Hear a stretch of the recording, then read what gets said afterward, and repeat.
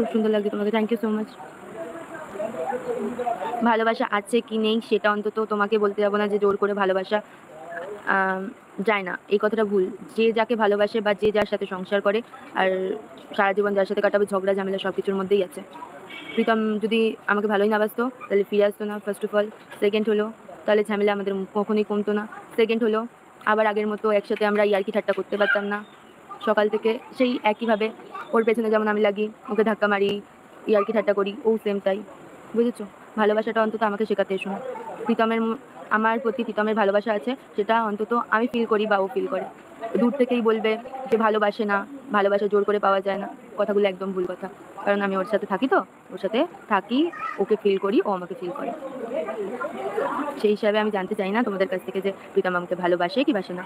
সংসার আমি ওর সাথে করি, ও আমার সাথে সংসার করে, বাকিটা আমাদের বুঝে নিতে দাও, ব্যাস এইটুকু। Good news, thank you so much. ভালোবাসা না থাকলে দুজনে একসাথে বেরাতাম না, ভালোবাসা না থাকলে হাসি ঠাট্টা করতাম না, ওর মতো থাকতো, আমি আমার মতো থাকতাম। এইটুকুনি বলতে পারি। কোনো কাল লাগেনি বা কোনো কেউ যাই হোক, ডাইনি পেতনি শাকচুন্নি, আমি কাউকে মিন করে বলছি না, বলছি কুনজর কখনো প্রীতম আর আমার মধ্যে কোনো কুনজর আসতে পারবে না। যতই ঢোকার চেষ্টা করুক, টুকটাক করুক, 6 মাস টুকটাক, বাদ বাকি পারবে না, কোনোদিনই পারবে না। আর কেউ একজন বলেছে আমি নাকি সংসার করতে পারি না, তাকে আমি একটা কথা বলতে চাই, আমি না সংসার করতে পারি না, আমি মেনে নিলাম, তাও আমি বারবার এসেছি, কারণ আমি ওকে ভালোবাসি তাই বারবার এসেছি। হয়তো ঝামেলাঝাটি হয়েছে, বারবার ফিরে গেছি, এবারেও সেম এসছি, ফিরে যায়নি। কিন্তু কেউ একজন তো 1 মাসও সংসার করতে পারেনি, তার কি করে মুখে এত বড় বুলি ফোটে আমি জানি না। নিজের অকাত নেই, আবার অন্যজনকে অকাত দেখাতে আসে।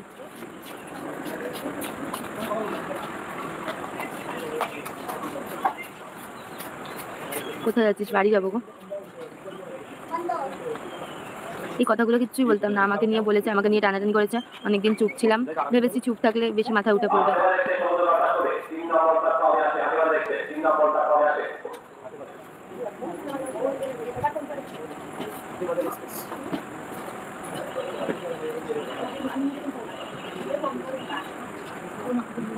কাশিরা, হ্যাঁ আমি ওকেই বলেছি, কারণ ও আমাকে নিয়ে পড়েছিল তাই ওকে বলেছি।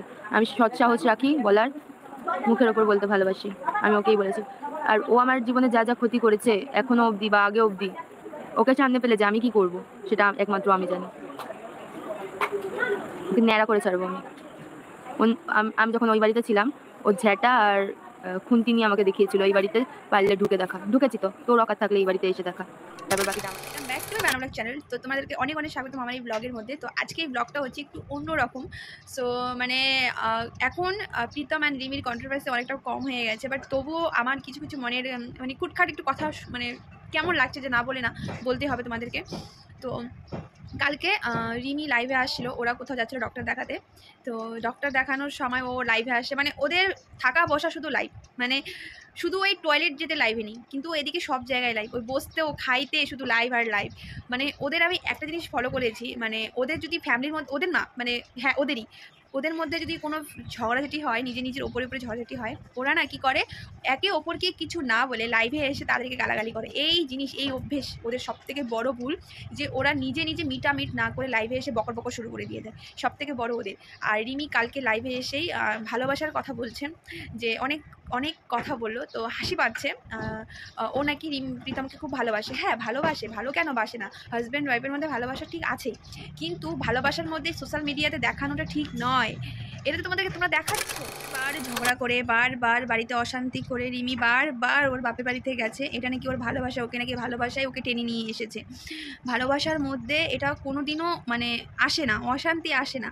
হাজব্যান্ড ওয়াইফ বলো, গার্লফ্রেন্ড বয়ফ্রেন্ড বলো, সবার মধ্যে একটু হলো মিসআন্ডারস্ট্যান্ডিং থাকে, খুটখাট ঝগড়া থাকে, সবাই আনন্দ করে, এটা করে। এই যে ঝগড়া হয়েছে, কালকে তো একটা প্রীতম ব্লগ দিল, ব্লগের মধ্যে প্রীতম বাড়ি ঢুকছে, বাট রিমির মুখে একটু ফুটো হাসি নেই, যে একটা হাজব্যান্ড বাড়িতে আসে যে একটু একটু জাস্ট স্মাইল দেখানোর জন্য স্মাইলটা করুক, কিন্তু না, হাজব্যান্ড আসে, রিমি টুক করে চলে গেল একদম, মানে ও কাপড় শুকাতে চলে গেল, মানে একটুকু ওর মুখে একদিকে তাকিয়ে দেখলো না। এটা কি তোমাদের ভালোবাসা? ভালোবাসার মধ্যে এগুলো কেমন? আমার মেসেজ আসছে। তো যাই হোক, তো ভালোবাসার মধ্যে আমি এটা বুঝতে পারছি না, ভালোবাসার মধ্যে এরকম কেন যে বারবার ঘরে অশান্তি হবে, বাপের বাড়ি চলে যাবো, আমি আবার সেইখানে ফিরে আসবো, আবার অশান্তি করবো, আবার চলে যাবো। এটা ভালোবাসা হয়? এটা একদম ভালোবাসা হয় না, এটা জাস্ট লোক দেখানো। তোমরা ভিউজ লাইক কামানোর জন্যই তোমরা যথেষ্ট পরিমাণে নাটক চলে যাচ্ছ, এরকমভাবে হয় না। বাট আমি বুঝতে পারছি না এই নাটকটা কতদিন ভাবে চলবে, আমি এইটাই বুঝতে পারছি না এই নাটকগুলো কতদিন তোমরা কোথায়। রিমির মুখে শুনে নাও যে রিমি কি বলছে এগুলো। না, এই কথাটা ভুল। যে যাকে ভালোবাসে বা যে যার সাথে সংসার করে আর সারা জীবন যার সাথে কাটাবে, ঝগড়া ঝামেলা সব কিছুর মধ্যেই আছে। প্রীতম যদি আমাকে ভালোই রিমি কি বলছে এগুলো, তো সত্যি লাইভে এসে এমন এমন কথা বলবে, ভালোবাসার জ্ঞান দিতেছে, মানে ভালোবাসার জ্ঞান দিচ্ছে সেই রেল স্টেশনের মধ্যে, যে ভালোবাসা যদি না থাকতো, আমি ওকে ভালোবাসি, ও আমাকে ভালোবাসে, যদি ফিল না করতাম, এসব কিছুই না, এসব ওদের শুধু জাস্ট বকবাস।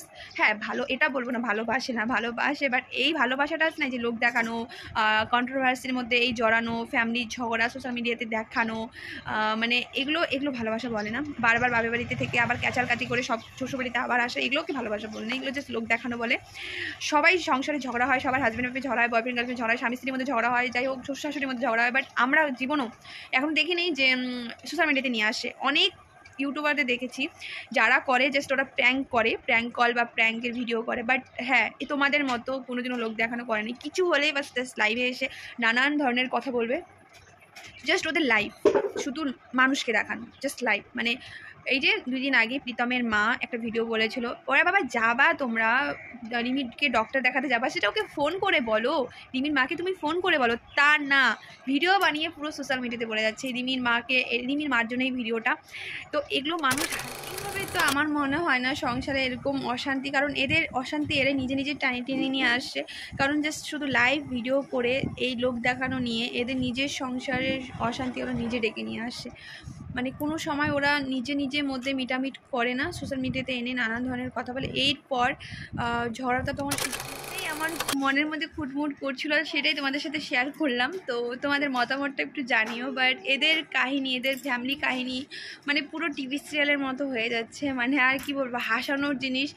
আর কেউ বলছে আর অ্যাকাউন্ট চালাবে না, আবার অ্যাকাউন্ট চালিয়ে বসে আছে, কেউ বলছে আমি আর কোনোদিনও লাইভে আসবো না, কোনো কিছু, বাট ওরা লাইভে এসে ভিডিও বানাচ্ছে। মানে এদের কথার কোনো দাম কিছুই নেই, বরঞ্চ এরা মানুষ কনফিউজ করে দিচ্ছে।